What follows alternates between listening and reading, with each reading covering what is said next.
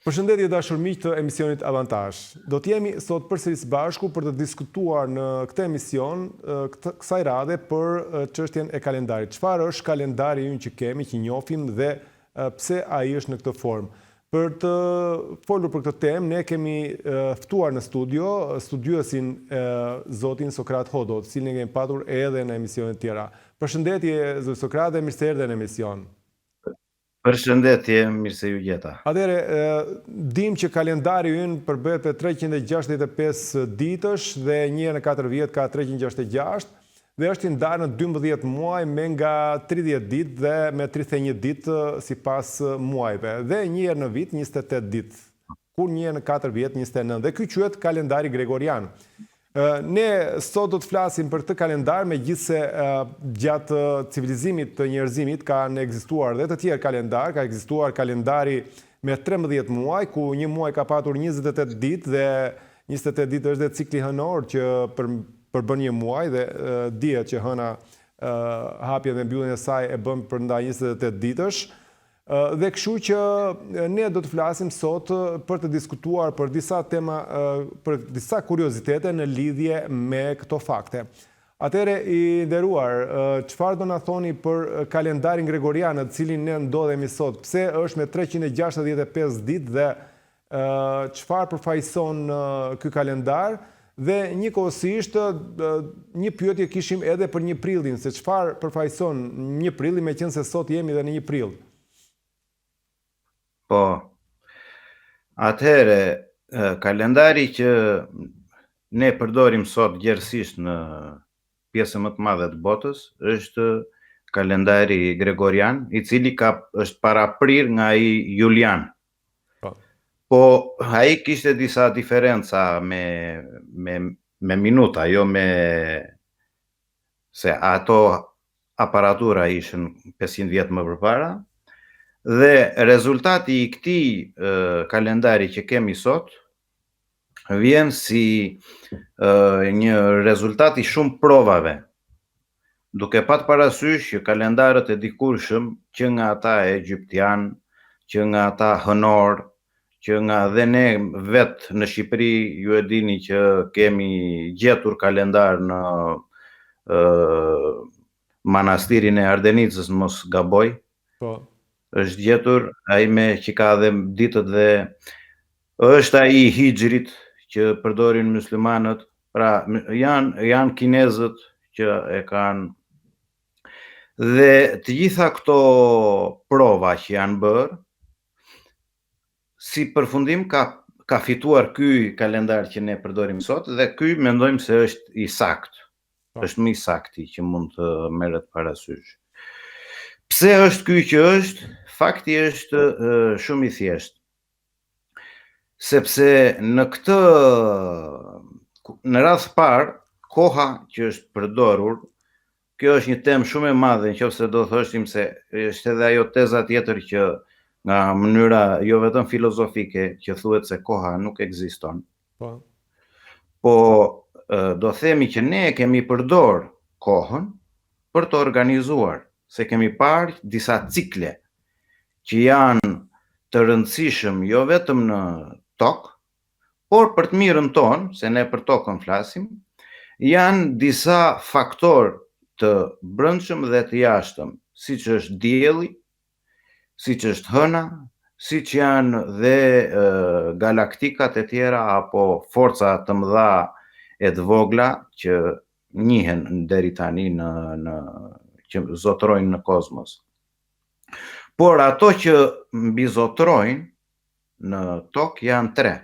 Është dielli, është hëna, është edhe vetë toka. Kalendari vetëm hënor nuk ishte i saktë. Jo vetëm pse mund të rregulloheshin ato, ka qenë me 13 muaj mund të bëhej po cikli hënor vjen i tillë që nuk përfundon, nuk e bën dot një vit të plot duke u nisur ciklit hënor. Dhe ai prandaj spostohet. Për shembull muslimanët gjithmonë se ata ecin me këtë sistem, ai s'postohet, mbaron viti më shpejt. Ndërkohë, nëse do merrej vetëm ai diellor, pra nëse do merrej vetëm dielli në Po. konsiderat, atëherë do kishim diçka tjetër. Mirë po, fakti është që ne jemi mes këtyre dyjave, mes hënës edhe diellit. Mirë, Prandaj, ky kalendar quhet lunosolar. po.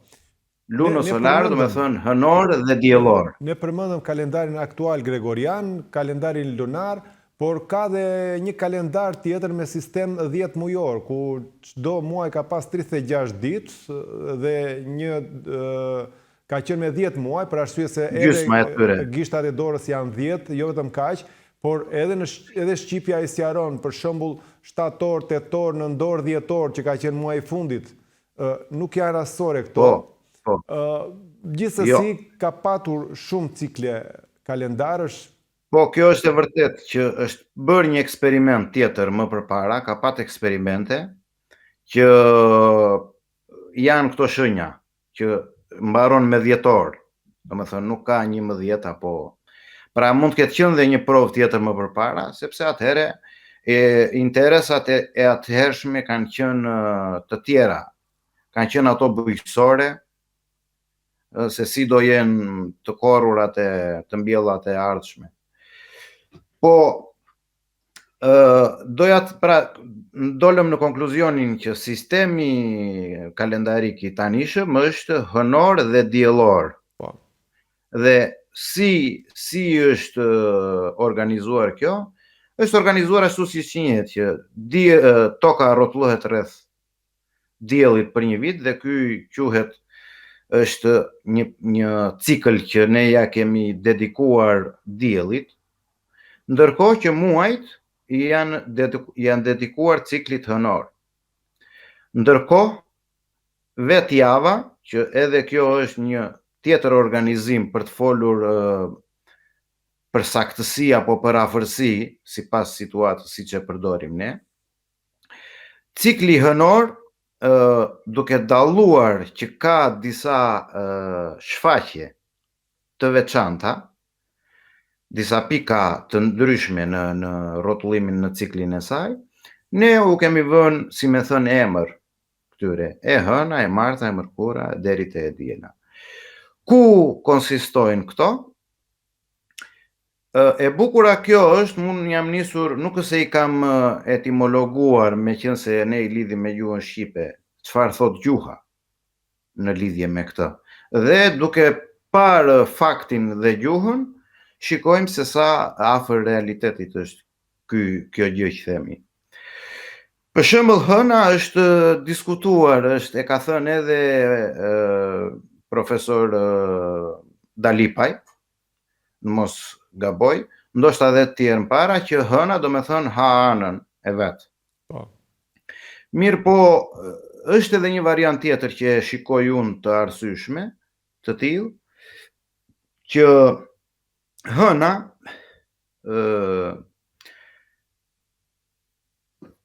disa nga pikat më interesante që arrin hëna janë këto. Një është hëna është e re, është vetullor, është pjesa më e hollë që duket. Një tjetër është kur është në mes, kur ajo ndahet, pjesë e ndriçuar, pjesë e ka ndriçuar, dhe një pjesë është kur ajo është e plot. Këto janë të më të dukshmet. Duke parë një sy çik më okult, unë do të thosha se dielli është konsideruar si ati ynë. Mirë, po më përpara i kanë thënë atë, i kanë thënë dhe anë. Kjo, ne për shembull e përdorim në labëri ende, që themi nuk e njeh i biri të anë. Pra, i biri të anë, nuk e dëgjon më i biri të anë. Kjo është transformuar me kalimin e kohës në shumë zona anë i thonë nënës, ane, në Shqipëri, Po. apo dhe në Turqi, apo dhe Nga shumë vende atë tjera. nuk e njeh Por- të anë nga atë në ane, po. Po, në shumë kjo gjë dihet dhe e ka thënë dhe Petrozhej që dy të kundërtat bashkohen. Që do të thotë ajo që ne themi për shembull e qartë në jug, Po. në veri e thonë e qartë. Ndërkohë që ne qartë e përdorim për një njeri që flet për i qartë, që nuk flet qartë, që është e kundërta. Pra, këto gjëra kanë ndodhur në gjuhë. Për arsye të ndryshme nuk po merremi me këtë gjë tani. Por doja të thosha që kjo ditë e hënë përfaqëson edhe nga ana kozmike, edhe nga ana okulte, edhe nga ana faktike, përfaqëson këtë gjë, eklipsin e diellit, që hëna mbulon diellin. Pra kjo është dita e hënë. Këtë simbolizon dita e hënë, për mendimin tim, sipas këtyre fakteve. Qartë. Rasti tjetër është kur hëna është e plot, është krejtësisht e plot dhe ajo ngjan është si për natën si një diell i vogël. Pavarësisht se ai dritën e merr nga dielli, për këtë arsye nuk quhet diell, e dita e diell, po quhet e diel. Pra po themi në thonjza një diell i vogël, i zbutur. Pra hëna që është biri i ngjan atit në këtë rast, se toka është konsiderohet si nëna. Pra ky trinitet që e gjejmë në shumë nivele dhe dimensione, në këtë rast na ndihmon për të kuptuar këtë gjë, që e hëna është dita që ai ha të atin e vet, qofse do ta marrim në formën e djallit, djalli që mohon babain, pra i merr ndriçimin dhe del në plan të parë, pra materia, hëna simbolizon materia në këtë rast, dhe drita simbolizon atin, Zotin, dhe e hëna pra fillon, ky është mëkati në mënyrën okulte, do ta shpjegonim që ky është mëkati fillestar, që biri mori çelsat e babait, mori të drejtën e të drejtuarit. Dhe pjesa tjetër është e prera në mes, që është e premtja, që do të thotë edhe në shumë gjuhë të tjera, që nga rusishtja dhe disa gjuhë tjera, që ka kuptimin 5, sepse në shumë gjuhë, edhe në greqisht, thonë dita e parë, e dyta, e treta, të njëjtën gjë e ruajnë edhe shumë gjuhë të tjera. Këtë e ruajnë edhe për muajt, që thonë muaj i parë nuk u kanë vënë ndonjë emër të veçantë. Muaj i parë, i dytë e me radhë. Po këto do thosha janë 3 fazat më interesante të hënës, që marrin dhe shpjegim kështu. Pra e hëna është që ha anë, ha të atin, por ka dhe kuptimin që ha anën e vet. E dyta është e diela, që ajo bëhet e plot dhe bëhet si një diell i plot, dhe e treta është e premtja. Një gjë interesante me që jemi mund të etimologonim edhe, të shpjegonim edhe ditët e tjera të javës, po interesante do ishte. Këto ishin e marta, nga se vjen? Nga marsi apo e martë si diçka që është e martë? Fillimi e marti, sepse ne kemi dhe në mars. Pra edhe muaji mars është fillimi, edhe mart. Të gjitha këto janë një fillim i ri. Pra çdo ditë është një fillim i ri. Edhe po të shikosh dhe fjala e mërkur fillon me fjalën mar. Mër nuk kanë, kemi thënë që interpretime strikte nuk ka. Planeti Mërkur. Jo, ajo ka të bëj Mërkuri, ka të bëj me fjalën mar, sepse ka qenë planeti i parë që është krijuar në sistem diellor. Dhe Marsi. Marsi ndoshta i pari, Mërkuri ndoshta i dyti. Edhe njëjta gjë edhe në këtë. Prandaj koincidojnë Marsi me, edhe në kozmos ato janë afër njëra tjetrës. Edhe e njëjtë ka kuptimin edhe e njëjtë. E njëjtë ka kuptimin dhe e njëjtë. e njëjta gjë, përsëritje, si më thë. Mirë po, ditët janë përdorë, për shembull dita e shtunë, dikur ka qenë muaj, në kalendarin e vjetër shqiptar, quhej nëntori në mos gaboj. Shtunë. Kjo ishte e dedikuar, po themi, ndaj hënës. Pra, mua më duk interesante që ditët e javës kanë të bëjnë të gjitha me hënën. Sepse janë pjesë e muajit. Ndërkohë që për stinët, për shembull, unë nuk jam marrë, ka gjëra shumë interesante edhe aty, që pse disa gjuhë marrin interpretim nga gjuha shqipe. Ai defekti që gjejmë te gjuha italiane, për shembull, që thuhet primavera por mungon vera, është një, ndërkohë që rumanishtja e ka prima vara dhe vara, që është fjala vera dhe pranvera. Mirë po, italishtja e ka të dimri, il verno, pra fjala ver çuditërisht gjendet aty. Çfarë nxjerrim nga kjo gjë? Nga kjo nxjerrim që shumë gjuhë kanë bërë edhe gabime, kanë bërë për të dashur të bëjnë diçka të tyre të re, kanë bërë edhe gjën për shembull që të njëjtës ditë behar i thonë që në Indi e në vazhdim. Behar i thonë verës, që e përdorim dhe ne. Po kush e ka marrë nga njëri tjetri? Punë e kalendarit gjithë pranojnë që vinë nga sumerianët. Faktikisht nuk është ashtu. Sumerianët e kanë marrë nga indianët. Ashtu siç dhe Petrozhej e ka kapur këtë që kalendat. Edhe ju e kishët shpjeguar, mos gaboj, e lexova këto sot, apo dje, nuk e di, para ca ditësh, që e kishët trajtuar këtë gjë. Kalendat, ndërkohë, kanë qenë vinë nga sanskritishtja. Por, unë e kam dëgjuar vetë nga një pedagog shumë i rëndësishëm indian, quhet Kiret Joshi, ka qenë filozof i dëgjuar indian, dhe ai e pranon që Vedat janë prurje nga dyndjet ariane. Normal. Pra, këta na kanë risjell diçka që ne ua kemi quar dhe e kanë sjell gabim. Sepse ne e kemi përpunuar prap. Pra, e kanë marrë në ne dhe na kështu që puna e kalendarit edhe që është ka të bëjë me këto tri gjëra, me diellin, me hënën dhe tokën.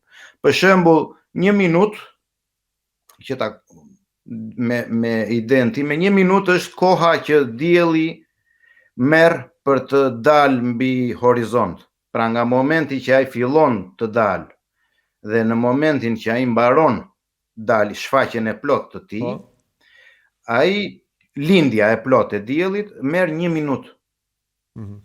Kjo i dedikohet diellit. Përveç kësaj, ora që ka të bëjë me një koeficient që quhet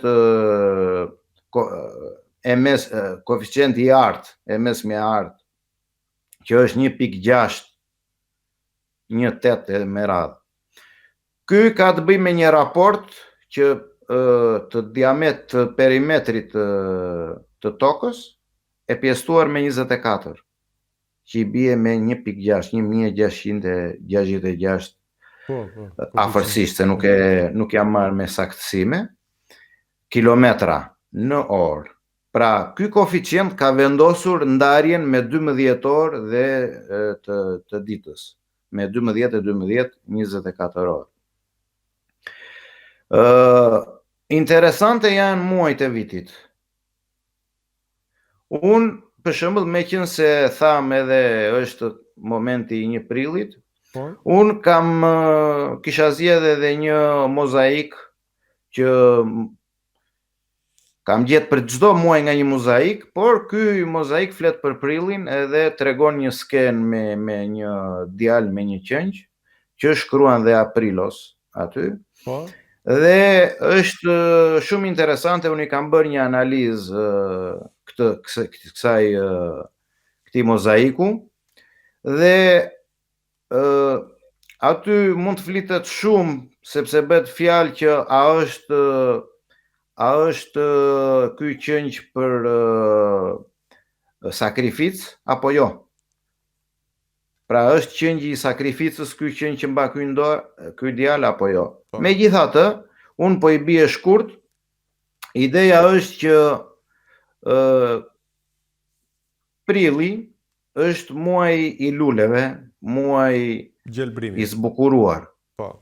Po, është shumë i bukur për të qenë i vërtet. Unë i shikoj çik nga ana dhe okulte dhe sepse kështu më thot dhe vetë emri i saj. Po të shikosh, fjala prill është pothuaj homonimike ose shumë e ngjashme me fjalën prall.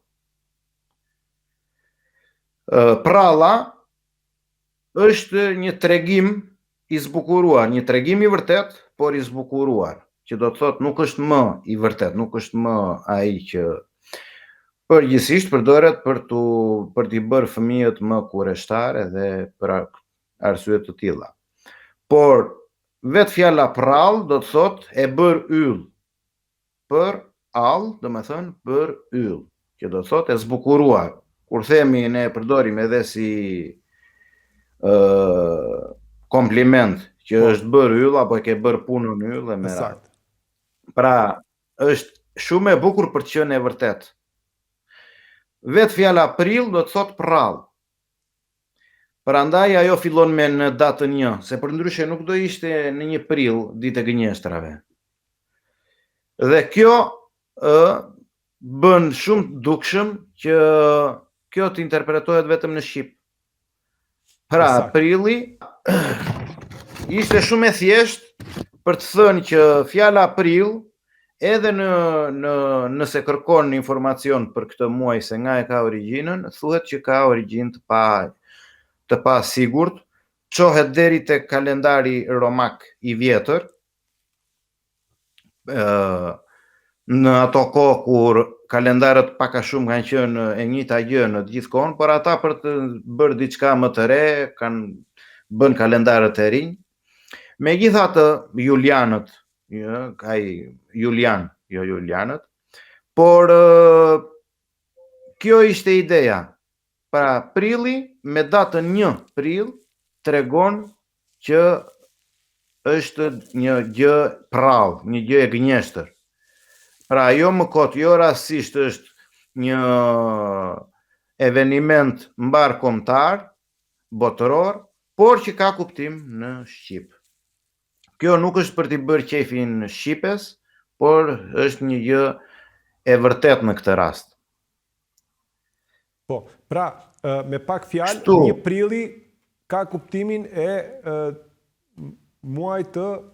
E një fillimit të një pralle. Të një pralle. Pra, e një gënjeshtre. Pra, e vërteta e kohës gjendet te dimri.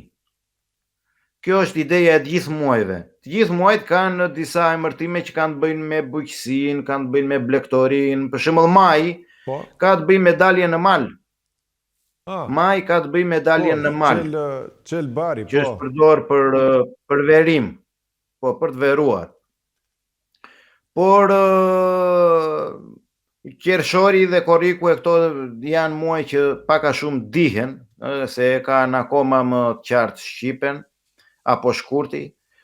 Marsi gjithashtu dihet që ka të bëjë me fillimin e vitit, dhe koincidenca që muaji 7 duke nisur nga marsi, siç e festojmë ne, koincidon me muajin shtator e tetor me radhë, do të thotë që ne kemi dhe festojmë një gjë që është pagane, por për mendimin tim paganizmi ka qenë më i suksesshëm se sa monoteizmi. Pse? sepse sot kemi një Zot dhe me qindra fe, ndërkohë atëherë kishim pafundësi zotash, por një fe. Një fe kishim. Kështu, pra paganizmi dhe vetë fjala pagan, do me thëni pa kapur me ndonjë anë, pa mbajtur mërira, pa mbajtur anën asnjërit. Këtë kuptim ka fjala pagan. Kështu që ky riorientim i kalendarit do të ishte në të mirë të koshiencës botërore të njerëzimit. Ashtu si duhet të ishte edhe zerua e fillimit, që kjo është një zero biznesi, nuk është financiare, nuk është një zero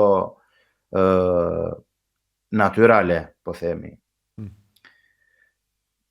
Mund të diskutonim shumë, për shembull interesante është po ta fillonim që nga sekonda, fjala sekond, për shembull që unë kam kuptuar, fjala sekond vetë zgjat 1 sekond. Kjo është shumë interesante. Ndërkohë që kinezët i thonë diçka tjetër, një fjalë të shkurtër, anglezët dhe europianët i thonë sekond, po këta nganjëherë edhe shkurtojnë e thonë sek, 1 sek. Kështu që e bëjnë gjysmë sekonde. Por kjo është interesante dhe mënyra se sa praktike është gjuha shqipe, kur themi 1 sekond zgjat 1 sekond. Po etimologjia e fjalës sekond si vjen nga fjala seksion. Gjitha vjen nga fjala sekondar, është ndar. Pra seksioni ndar. Seksioni i fragmentit të kohës sekond. Po, seksioni ndar, është një seksion i ndar i kohës. E kuptova. Po puna e kohës pastaj është diçka e gjerë, duke u nisur nga ajo për shembull që ne tham se koha nuk ekziston ose koha është e pandar, koha nuk ndahet, ne e kemi ndar për ta përdorur për mirë, jo për tu ngatruar me të. Për shembull, un kam më përpara për shembull koha nuk matej me orë. Matej me hosten. Hosteni çaj ishte një shkop. Pra, populli që ose filozofët e parë më përpara që populli e ka ruajtur, e ka ditur shumë mirë atë që Einstein i thosh space time. Ai thot space time është e njëjta gjë, nuk e ndante dot. Ndërkohë që edhe gjuha shqipe e ruan, thot zonë dhe sezon. Pra zona është hapësirë dhe sezoni është kohë, që është vjen nga njëjta fjalë. Zonë dhe sezon. Pra koha dhe hapësira janë të bashkuara te njëjta fjalë. Kto i ka ditur populli ynë. Edhe kuptohet edhe popujt të tjerë, se nuk themi që kjo ruhet. Diskutohet, po thjesht sot na i ke ngacmuar atë që duhet për t'i kthjelluar dhe për t'i kuptuar akoma më qartë pse shqipja e fjalët. Unë këtë mundohem të them që gjuha është një armë e fortë. Interesante është. Është një diplom mbi diploma. Është e vërtet. Që të i vlen kujdo që di shqip. Nuk po them është shqiptar apo nuk po e bëjmë për patriotizëm këtë gjë. Se kjo, të themi dhe drejtën, është një përgjegjshmëri e madhe. Nëse ne duam të vërtetojmë që shqipja është qendra, kjo është përgjegjshmëri e madhe se sa kjo nuk është për tu krenuar apo për tu mburur. Kjo është përgjegjshmëri e madhe. Kështu, tani unë më zgjerohem, varet edhe nëse pyesni ju, ndonjë e tham që kalendari pra është një riardhje, një kthim, është një ka shkuar në faktikisht ndi dhe nëpërmjet ndjes mesme ka riardhur prapë. Faktikisht është një temë e gjerë dhe mund të zgjerohet edhe në dimensione të tjera, por ne sot kemi cekur vetëm një pjesës të asaj që përbën një rebus i cili na ka ngel i tillë si enigmë për shkak të mos mësimit dhe mos ngasjes nëpër shkolla apo mosqasjes së shkollave edhe në këtë drejtim, pasi një rol të madh sot kanë dhe shkollat se çfarë mësojnë. Por megjithatë, ne ndajemi këtu të plotësojmë ato vende, ato gjëra bosh që na ka lënë koha për pa e ngacmuar dhe pa e zbuluar. Kështu që ne do të vazhdojmë të jemi këtu në këtë emision të shpjegojmë jo vetëm për këto tema, por edhe për tema të tjera, të cilat na hedhin dritë në fenomenit apo në sqarimin e fenomeneve ndryshme dhe të botë kuptimit më të gjerë të asaj çka na rrethon. Dhe për fat të mirë, Shqipja i sqaron këto. Kështu që nëse do të keni diçka në përmbyllje, me kënaqësi do t'i dëgjoja. Jo, siç thatë ju, unë kam qejf të flas për këto gjëra dhe mund të zgjerohem apo mund të kaloj nga një fushë në fushën tjetër me lehtësi, me aq sa më jep jo vetëm gjuha. Tani unë nuk jam dhe inxhinier mekanik, në kuptimin që di t'i lidh edhe me shkencën. Jo vetëm që më pëlqen edhe shkenca në përgjithësi, por e di dhe se ku po gabon. E di edhe pse shkenca po investohet pa fund në teknologjinë e kapjes yjeve, kur unë nuk shikoj për shembull ndonjë interes, nuk shikoj ndonjë përfitim nga kjo. Harxohen shumë lek edhe kjo nuk i falet inteligjencës më të madhe botërore, që janë shkencëtar, vetëm e vetëm se mendojnë se nuk ka një krijues, sepse nuk e kanë gjetë ata, dhe mendojnë që kozmosi është i tyre. Kozmosi nuk është i tyre, është e pamundur që duken gjërat. Asnjë planet tjetër i afërt se i jetueshëm që mund të bëhet. Tani, nëse do prishësh tokën e të bësh Marsin, i themi ne të prishësh shtëpi edhe të bësh kasole. Mundet të bëhet, po. S'më duket ndonjë të shikosh për mëtutje planetet e tjerë nuk ka. E doja të thosha që nëse shkenca dhe bashkë me shkencën janë edhe këto institucione që ne themi se shkenca, fet, shteti, të gjitha këto janë pavarësisht se duken të ndara, duhet ishën bashkë, duhet ishën për të mirën e njerëzimit. Në fakt, për të keqen e njerëzimit prapë bashkë janë, feja dhe politika bashkë janë për të... Nuk po na ndihmojnë, nuk po ndihmojnë njerëzimin akoma. Bile gjithnjë e po largohen shumë. Po, është polarizuar shumë. Kështu që unë thash, kjo është një temë e gjerë, unë mund të flisja edhe për çdo muaj një nga një, po ishte me interes kjo e muajit prill, meqense jemi dhe në këtë se... Një prill sot. Edhe pavarësisht se quhet muaji i gënjeshtrave, prilli ka një gjë që plakat gjithmonë rastisin. Asnjëherë s'kan gënjur. Mirë, unë të falenderoj dhe me siguri do të gjejmë kohën përsëri edhe javën e ardhshme për të bërë një tjetër temë, për ta zhvilluar, ta bërë një si cikël këtë që sapo bëm një zanafill sot, sepse është interesante edhe për botë kuptimin e shumë njerëzve që të zgjohet një çik botë kuptimi tyre edhe më thellë se sa nga cektina ku ndodhemi. Se jo. Kemi ka tema temat plot pa fund që Shqipja mund të ndihmoj dhe të ndihmojmë njerëzit shqiptarët, jo vetëm si vëllezërit tanë, jo si patriot, po si mirëdashje ndaj tyre, meqense e kanë këtë gur në dorë. Shumë faleminderit. Unë të falenderoj. Mirë, dashur miq, këtu do të ndajemi për sot, duke premtuar që me studiuesin Sokrat Hodo do të jemi përsëri javën e ardhshme për të zhvilluar këtë temë, për ta bërë një cikël, për të sqaruar edhe më mirë edhe të tjera kuriozitete që lidhen me temën e sotme.